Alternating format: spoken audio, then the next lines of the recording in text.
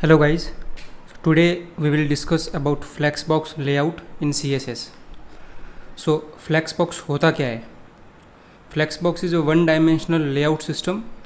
One dimensional का मतलब ये है कि at a time you can only align items in a single direction.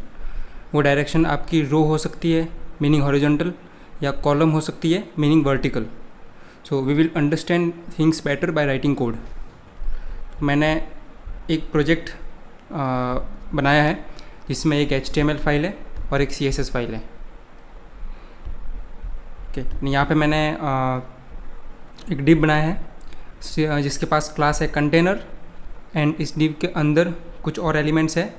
इनके पास क्लासेस दो क्लासेस है.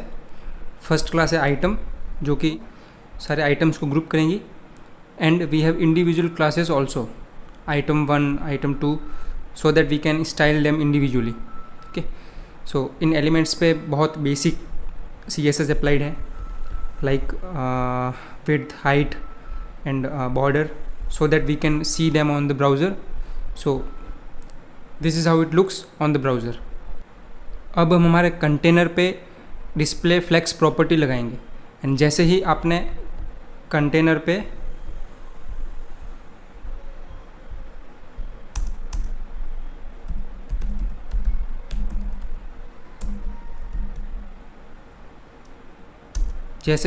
कंटेनर पे डिस्प्ले फ्लेक्स सेट किया, ओके, देन आप देखोगे कि ये सारे जो आपके नेस्टेड एलिमेंट्स थे, ये सारे एलिमेंट्स ये आपके एक ही रो में आ गए हैं. इसका रीज़न ये है कि डिफ़ॉल्ट फ्लेक्स डायरेक्शन रो होती है. तो आपने डिस्प्ले फ्लेक्स लगाया तो आपका कंटेनर बन गया फ्लेक्स कंटेनर. इसका मतलब ये जो आपका कंटेनर है अब ये इसको हम कहेंगे फ्लेक्स कंटेनर एंड इसके अंदर जो आइटम्स है वो आपकी हो जाएगी फ्लेक्स आइटम्स. ठीक है. अब एक फ्लेक्स बॉक्स लेआउट में दो एक्सिस होती है. एक होती है आपकी मेन एक्सिस जो कि by default left to right जाती है meaning in horizontal direction and दूसरी होती है आपकी क्रॉस एक्सिस जो कि आपकी टॉप टू बॉटम जाती है मीनिंग इन वर्टिकल डायरेक्शन. सो आप मेन एंड क्रॉस एक्सिस के डायरेक्शन को चेंज भी कर सकते हैं विथ फ्लेक्स डायरेक्शन प्रॉपर्टी. इसको हम देखेंगे. ये प्रॉपर्टी आपके फ्लेक्स कंटेनर पे अप्लाई होती है, यानी कि इस कंटेनर पे आप अप्लाई कर सकते हैं एंड इसकी बाय डिफ़ॉल्ट वैल्यू होती है रो जो मैंने बताया अभी. एंड इसको हम चेंज कर सकते हैं टू कॉलम. अगर आपने फ्लेक्स डायरेक्शन को कॉलम कर दिया देन आपकी मेन एक्सिस हो जाएगी टॉप टू बॉटम और आपकी क्रॉस एक्सिस जाएगी लेफ़्ट टू राइट. इसके अलावा हम इसको रो रिवर्स या कॉलम रिवर्स भी कर सकते हैं. तो देखते हैं इसको. फॉर एग्ज़ाम्पल अगर आप फ्लेक्स डायरेक्शन को कॉलम करते हो देन आपके आइटम्स जैसी पहले थी ये कॉलम में आ जाएगी. तो इसको आप रो रिवर्स भी कर सकते हो. तो आपकी ये रो में आ गई लेकिन रिवर्स डायरेक्शन में. This is session about flex box. वैसे ही सेम आपके पास है कॉलम रिवर्स. ठीक है. तो ये कॉलम में आ गई बट इन रिवर्स डायरेक्शन. तो ये हो गया आपका फ्लेक्स डायरेक्शन प्रॉपर्टी. अब इसके बाद आती है एक प्रॉपर्टी जो कंटेनर पे लगेगी जो होती है justify content. Justify content property use करके you can align the content across the main axis. मतलब कि अगर फ्लेक्स डायरेक्शन रो है देन आप इससे कंटेंट को हॉरिजॉन्टली अलाइन कर सकते हैं एंड अगर फ्लेक्स डायरेक्शन कॉलम है देन इससे आप कंटेंट को वर्टिकली अलाइन कर सकते हैं. तो देखते हैं. फॉर एग्जांपल फ्लेक्स डायरेक्शन अगर आपकी रो है जो बाय डिफ़ॉल्ट होती है, फिर मैं इस पर जस्टिफाई कंटेंट लगाता हूँ. For example centre. तो ये देखिए आपका कंटेंट मेन एक्सिस पे, जो मेन एक्सिस अभी है आपकी लेफ़्ट टू राइट, तो उस डायरेक्शन में ये सेंटर में आ गया. अगर मैं इसको करता हूँ फ्लेक्स एंड तो ये एक्सट्रीम राइट पे चला जाएगा. ठीक है. इसके अलावा आपके पास और भी ऑप्शन होते हैं. For example space between. Space between क्या करेगा, जो भी अवेलेबल स्पेस होगा आपके पास, यहाँ पे जो स्पेस था टोटल उसको इसने डिवाइड कर दिया between the first and the last element. इनके बीच में डिवाइड करते हैं उस स्पेस को. एंड इसके अलावा आप स्पेस अराउंड भी कर सकते हैं जो कि स्पेस को इन elements including the first and the last element उसके अराउंड स्पेस को डिवाइड कर देगा। Okay, so the next property that we have is align items. सो इसको अभी के लिए कमेंट करते हैं। अलाइन आइटम्स प्रॉपर्टी, इसको यूज़ करके you can align the content across the cross axis. मतलब कि अगर आपकी फ्लेक्स डायरेक्शन रो है देन आप कंटेंट को वर्टिकली अलाइन कर सकते हैं, एंड अगर फ्लेक्स डायरेक्शन कॉलम है देन आप कंटेंट को हॉरिजॉन्टली अलाइन कर सकते हैं। सो अभी अपनी फ्लेक्स डायरेक्शन रो है, तो अगर मैं इस पर अलाइन आइटम्स लगाता हूँ टू सेंटर, तो देखिए सिंस अपनी cross axis top to bottom थी फ्लेक्स डायरेक्शन रो के लिए, तो आपका आ गया सेंटर में आ गया वर्टिकली। ठीक है, वैसे आप इसको फ्लेक्स एंड करके एक्सट्रीम बॉटम पे भी भेज सकते हैं। ठीक है, ये होगी आपकी अलाइन आइटम्स प्रॉपर्टी। उसके बाद आता है आपका gap. So using gap you can specify gap between the elements. So अगर मैं गैप देता हूँ 50 पिक्सल, तो आपके एलिमेंट के बीच में गैप 50 पिक्सल अप्लाई कर देगा ये। तो ये होगी आपकी गैप प्रॉपर्टी। अब देखो यहाँ पे एक इशू है, जैसे ही मैं स्क्रीन की विड्थ को कम करता हूँ, जैसे मैं इसको कम कर रहा हूँ, तो आपका ये एक पॉइंट पे इस कंटेनर से बाहर जा रहा है आपका आइटम्स। तो इसको फिक्स करने के लिए भी अपने पास एक प्रॉपर्टी है जो है आपकी फ्लेक्स रैप। फ्लेक्स रैप, इसकी बाय डिफ़ॉल्ट वैल्यू होती है नो रैप। ठीक है, तो अगर मैं इसको सेट करता हूँ टू रैप, तो आपका कंटेंट इसके बाहर नहीं जाएगा, इंस्टेड जब स्पेस नहीं होगा तो वो नेक्स्ट लाइन पे रैप हो जाएगा। देखिए ये होगी आपकी फ्लेक्स रैप प्रॉपर्टी। ठीक है, अब ये तो आपकी सारी प्रॉपर्टीज़ वो होगी जो कि फ्लेक्स कंटेनर पे अप्लाई होंगी। Now we will discuss about the properties which we can apply on flex items. Flex item पे जो प्रॉपर्टी लगेगी, ये तो आपने कंटेनर पे लगाई सारी कंटेनर पे, अब अपने लगाएंगे इंडिविजुअल आइटम्स पे, तो वो देखते हैं। तो उसके लिए अभी इन सबको अपन कमेंट कर देते हैं।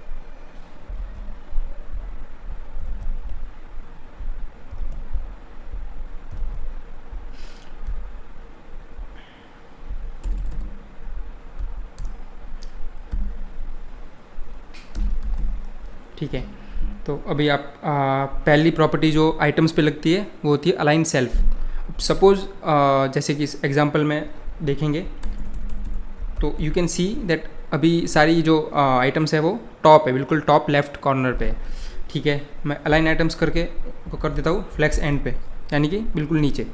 ठीक है, तो अब मैं चाहता हूँ कि जो सेकेंड वाला जो आइटम है, यानी कि जिसमें लिखा है असेशन, इसको मैं चाहता हूँ कि ये टॉप पे रहे और बाकी दोनों बॉटम पे रहे। तो मैं इस इंडिविजुअल आइटम को प्रॉपर्टी दे सकता हूँ, इसकी क्लास है आइटम 2, जो अपने पास लिखा हुआ असेशन, इसकी क्लास है आइटम 2। तो इसको मैं स्पेसिफिकली बोल सकता हूँ कि यूजिंग अलाइन सेल्फ, इसको बोल सकता हूँ कि भाई तू जा टॉप पे। तो देखो ये चला गया टॉप पे। तो आपकी अलाइन सेल्फ प्रॉपर्टी तब यूज़ होती है जब आप आइटम्स को इंडिविजुअली अलाइन करना चाहते हो। ठीक है, फॉर एग्जांपल आप चाहते हो कि फर्स्ट आइटम टॉप पे रहे या सेंटर पे रहे या बॉटम पे रहे, देन आप अलाइन सेल्फ यूज़ कर सकते हो to individually align an item. ठीक है, अब नेक्स्ट प्रॉपर्टी आपकी है ऑर्डर। बाय डिफ़ॉल्ट इसकी वैल्यू होती है 0, तो अभी मैं इसको कमेंट कर देता हूँ। ठीक है, इसको भी कमेंट कर देता हूँ, सब टॉप लेफ्ट पे। ठीक है, तो बाय डिफ़ॉल्ट आपका ऑर्डर होता है सभी आइटम्स का 0, मीनिंग सबका ऑर्डर 0 होता है। दैट मीन्स कि जो आप HTML फाइल में पहले लिखोगे वो ऊपर दिखेगा। जैसे कि अपन यहाँ पे देख सकते हैं, पहले मैंने यहाँ पे लिखा दिस इज़, जो डिप बनाया तो ये पहले दिख रहा है आपको, फिर मैंने लिखा अ सेशन तो ये आपको उसके बाद दिख रहा है, लास्ट में मैंने लिखा अबाउट फ्लेक्स बॉक्स तो ये आपको लास्ट में दिख रहा है। ठीक है, तो जो आप पहले लिखोगे, जो डॉम में पहले आएगा वो आपको पहले दिखेगा। बट इसको आप अगर चाहते हो कि बिना HTML फाइल मॉडिफाई करें, आप चाहते हो कि उसका ऑर्डर चेंज करना, then and in that case you can use order property. ठीक है, सपोज़ आपको लास्ट आइटम को पहले दिखाना है, देन आप उसको वैल्यू दे सकते हो -1। तो फॉर एग्जांपल आइटम 3 जो अपनी लास्ट आइटम है उसको मैं ऑर्डर दूंगा -1। तो ये देखो सबसे पहले आ गया है अबाउट फ्लेक्स बॉक्स। ये देखिए -1 बिकॉज बाय डिफ़ॉल्ट सबका ऑर्डर 0 होता है and -1 is a number lesser than 0, सो वो आपको सबसे आगे दिखेगा। एक रूल आप समझ सकते हो, जितनी बड़ी नेगेटिव वैल्यू आप दोगे उतना ही आइटम आगे दिखेगा, जितनी बड़ी पॉजिटिव वैल्यू आप दोगे उतना आइटम लास्ट में दिखेगा। ठीक है, तो सपोज़ जो अपनी ये दिस इज़ वाला जो है इसको मैं दिखाना चाहता हूँ सबसे लास्ट में। तो इसकी क्लास है आइटम 1। ठीक है, बाय डिफ़ॉल्ट सबका ऑर्डर 0 होता है, तो इसका ऑर्डर अगर मैं दे देता हूँ 1, तो 1 इज़ ग्रेटर देन 0, तो ये आपको लास्ट में दिखेगा। ये देखिए सबसे लास्ट में आ गया ये। तो इस ऑर्डर प्रॉपर्टी को यूज़ करके आप आइटम्स का ऑर्डर चेंज कर सकते हैं without modifying the HTML file. So आपकी नेक्स्ट प्रॉपर्टी है फ्लेक्स ग्रो। अब फ्लेक्स ग्रो इसकी बाय डिफ़ॉल्ट वैल्यू 0 होती है, विच मीन्स कि ऑफ। सो फ्लेक्स ग्रो क्या करता है, जितना भी एम्प्टी स्पेस है उसको ऑक्यूपाई कर लेगा। फॉर एग्जांपल मैं आइटम 1 पे फ्लेक्स ग्रो करता हूँ 1, तो आपका आइटम 1 है, इसको मैं फ्लेक्स ग्रो करता हूँ 1। तो ये देखो जो भी अवेलेबल स्पेस था उसका 100% इसने ले लिया आइटम 1 ने। ठीक है, सारा एम्प्टी स्पेस ने कवर कर लिया। नाउ सपोज मैं आइटम 2 पे भी आइटम 3 अपने पास है, तो आइटम 3 पे अपन फ्लेक्स ग्रो कर देते 1, इस पे भी फ्लेक्स ग्रो अपन ने कर दिया 1। ओके, तो अब आप देखोगे कि आइटम 3 जो आपकी थी अबाउट फ्लेक्स बॉक्स, इसने और दिस इज़ जो आपका सेक्शन है, उन दोनों ने जो अवेलेबल स्पेस था उसका 50% ले लिया, यानी कि आप टोटल स्पेस आपकी 100%, flex grow 1, flex grow 1, so total flex grow आपकी वैल्यू 2, 100 डिवाइड बाई 2 50, सो दोनों आइटम ने 50% स्पेस डिवाइड कर लिया आपस में। ठीक है, तो ये आपकी है फ्लेक्स ग्रो प्रॉपर्टी। उसके बाद आपकी आती है फ्लेक्स श्रिंक। इसकी बाय डिफ़ॉल्ट वैल्यू होती है 1, दैट मीन्स ऑन। इसको समझने के लिए आप यहाँ पे देखो, जैसे ही मैं स्क्रीन की विड्थ को कम कर रहा हूँ,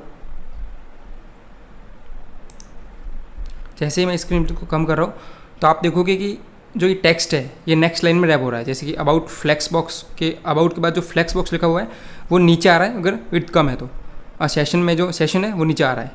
तो फ्लेक्स श्रिंक आपकी 1 होती है, इसलिए आपका ऑन रहता है। अगर मैं इसको कर दूंगा, जैसे आइटम आपका 3 है अबाउट फ्लेक्स बॉक्स, इसको मैं कर देता हूँ फ्लेक्स श्रिंक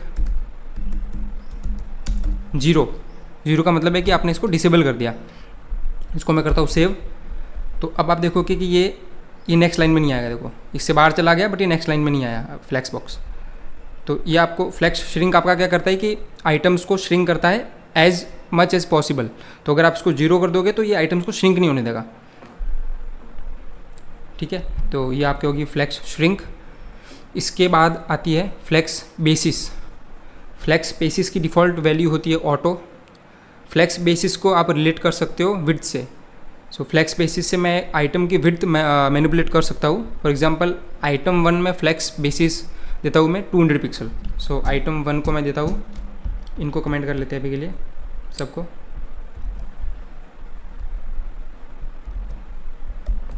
ठीक है, तो आइटम 1 को मैं देता हूँ फ्लेक्स बेसिस 200 पिक्सल। तो आप देखोगे इसकी विड्थ होगी 200 पिक्सल। ठीक है, इसकी विड्थ होगी 200 pixel. So there is one major difference like between width and flex basis, जो कि ये है कि अगर मैं आइटम 1 की विड्थ 0 कर दूँ, अगर फ्लेक्स बेसिस की बजाय इसकी अगर विड्थ मैं 0 कर देता हूँ, तो आप ये देखोगे कि जो कंटेंट है वही बाहर चला गया, उसकी एक्चुअल में विड्थ 0 हो गई। थोड़ा सा एरिया आपको जो दिख रहा है ये पैडिंग है, तो इसकी वजह से दिख रहा है। बट अगर मैं फ्लेक्स बेसिस को 0 कर देता हूँ इसके बजाय,